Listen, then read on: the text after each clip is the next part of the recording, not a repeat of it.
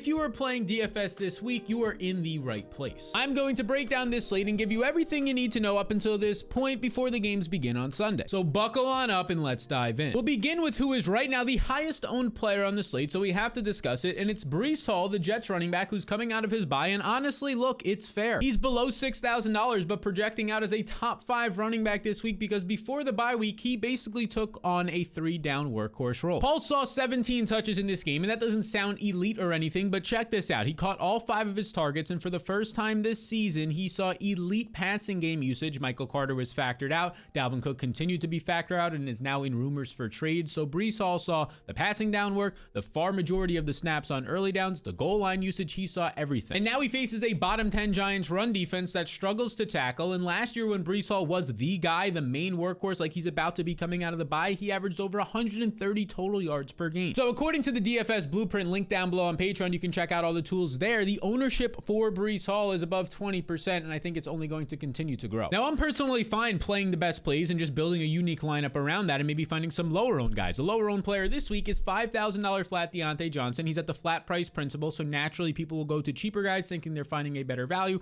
or higher guys thinking they're just getting an overall better player, but that's not true in this case with Deontay. He returned last week and ran 86% of the routes, and basically like he does every single time, he earned targets. 26% of them is very good. Now, this translated to a good game. 79 yards on 5 catches in a game where the Steelers only threw 25 times, and also George Pickens had a great game in this one, having a 32% target share. So it was like worst case scenario for Deontay, low passing volume overall, and George Pickens going off, and he still has a strong game of 79 yards. It was also encouraging to see Kenny Pickett play very well last week on that low passing volume. So look, I am going to be going to a low owned, below 10% on Deontay Johnson this week. Now, we talked about Breece Hall coming out of the bye, but a wide receiver coming out of the bye who's one of my favorite plays on the entire week is $5,500 Nico Collins, not picking up a lot of ownership in a top 10 matchup against the Carolina Panthers. And Nico is exiting the bye ranking 4th in wide receiver efficiency. This dude is averaging over 3 yards per route run, which is better than Stephon Diggs and Devontae Adams this season. And a big reason for his success is accurate targets downfield from CJ Stroud. Right now, Nico Collins leads the NFL, averaging 13 yards per target. This leads to a lot of big plays like you've seen in previous weeks. So I'm a fan of Nico Collins, and maybe for the first time this season, I'm interested in this next quarterback and stacking up his offense. Now, I don't think this is the top stack on the week, but it's definitely in play, and I'll have some shares of it, and it's the Dallas Cowboys stack coming out of the bye week. They have a very nice team total of 26 points, one of the highest on the week. This is one of the better game environments where there's 2 strong passing offenses and in general talented offenses.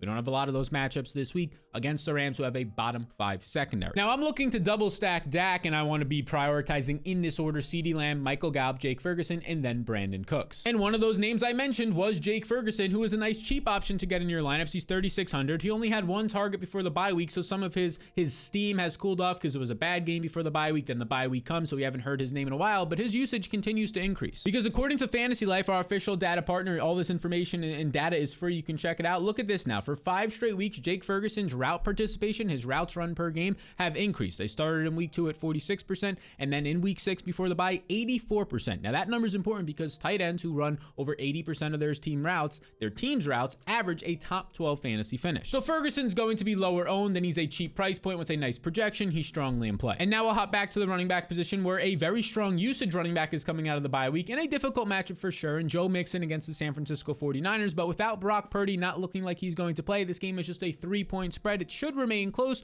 which keeps Mixon in play both on the ground and as a receiver. And at lower ownership, I just have to be interested because this is how good this guy's role is. Between his carries and targets, he's averaging 19.5 opportunities per game. He ranks top 10 in red zone touches. When you're getting just this much volume and you're low owned, and we've seen it in the past from your offense, ability to get to the red zone, ability for you to score and have blow up games like we saw last year a few times, I'm going to be interested at lower ownership. And I'm also interested in this next running back who might not be as lower owned. And by the way, before we get there, 70% of people, over 70% of people who watch these videos are not subscribed. You might not know that you're not. Most people don't. So take 2 seconds to check. It helps me out, but allows you to see all my future uploads more easily. Now, that running back I'm talking about is Isaiah Pacheco. He's $6,100. He has a very strong overall team total at nearly 27 points, basically tied for the highest on the slate, right up there with Miami for the Kansas City Chiefs. And he has a really good matchup against the Denver Broncos team that he had a good game against just a few weeks back. Now, a lot of people know this. They know the matchup against Denver is good. They know that he's been great. Basically, if you played Isaiah Pacheco the last 4 or 5 weeks, he's always paid off for you. So because of that, in the DFS Blueprint right now, he's coming in with slightly above average ownership. And it makes sense because this guy has handled 70% of the carries for the Chiefs the past month of the season, averaging over 18 fantasy points during that time. And in week 6 against Denver, in really the worst situation, he had to travel travel on a short week to Denver. He still puts up 98 total yards on a season high 22 touches.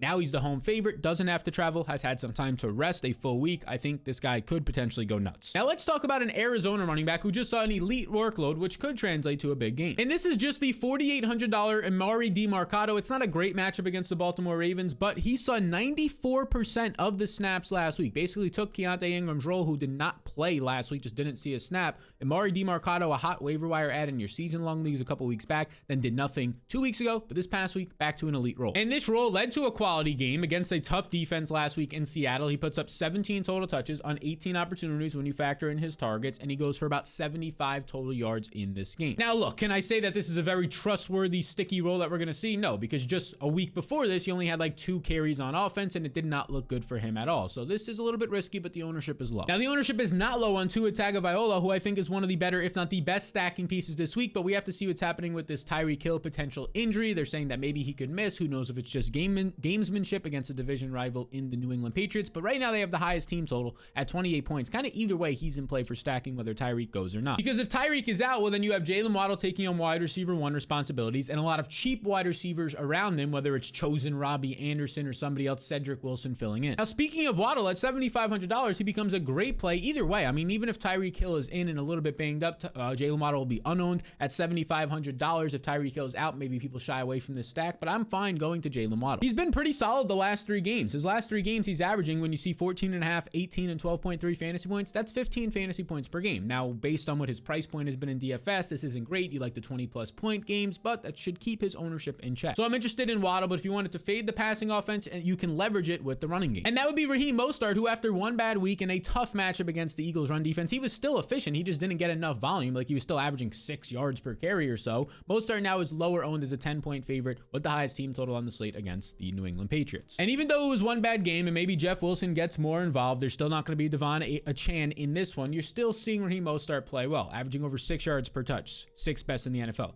Number 1 evaded tackles, broken tackles in the league. You scroll a little bit more. Number 1 in breakaway runs of 15-plus yards. This offense obviously is going to fuel a lot of success. If Tyreek is out, it's going to be even more involved on guys like Raheem Mostert to step up. And speaking of a guy who needs to step up this week, let's go to a veteran in Cleveland. This takes us to Kareem Hunt because Jerome Ford is expected to miss some time, and Kareem Hunt is next in line. Now, last week, his role was limited to just 27% of the snaps because he was dealing with his own injury coming into that game. However, the Browns coaches trusted the veteran Kareem Hunt more than Pierre Strong, who's an unproven second-year player, former New England Patriot, in key situations around the goal line. This led to Hunt seeing 12 total touches, a lot of red zone touches, getting the game-winning touchdown on 4th down and goal that they needed against the Colts. And yeah, he had 2 touchdowns. So now you're going to see his role expanded probably to closer to 60+% of the snaps. It's not an easy matchup, but the usage will be there at a fair price point. And the usage will also be there, and it's been there the last couple of weeks for his teammate. And that is David Njoku, whose price point in DFS has dropped over the past or the first 5 weeks of the season because he wasn't producing, but these last couple of weeks he's producing, but the price point remains low in a really nice matchup against the Seahawks. Last week, Njoku saw season high usage with 9 targets. It only led to 5 catches for 55 yards or 54 yards, but he just missed a touchdown, got knocked out of his hands at the last second. That would have been a big week, and he now has 7 or more targets in 2 out of his last 3 games. With this good matchup at low ownership, cheap price point, still a solid option. And speaking of cheap price point tight ends, this next guy might just be a better option because he's much cheaper. And that's because Trey McBride is $2,800 and is the clear tight end now for Arizona. This pricing was released before Zach Ertz got placed on IR. So McBride's usage the last couple weeks was already increasing. He had 5 or more targets in back-to-back games, season high usage in back-to-back games, and he was an elite college prospect. In his final year of college, he posted one of the best seasons we've ever seen for a tight end. He had 134 targets, so over 11 per game. I mean, that's elite for wide receivers in college. This is a tight end,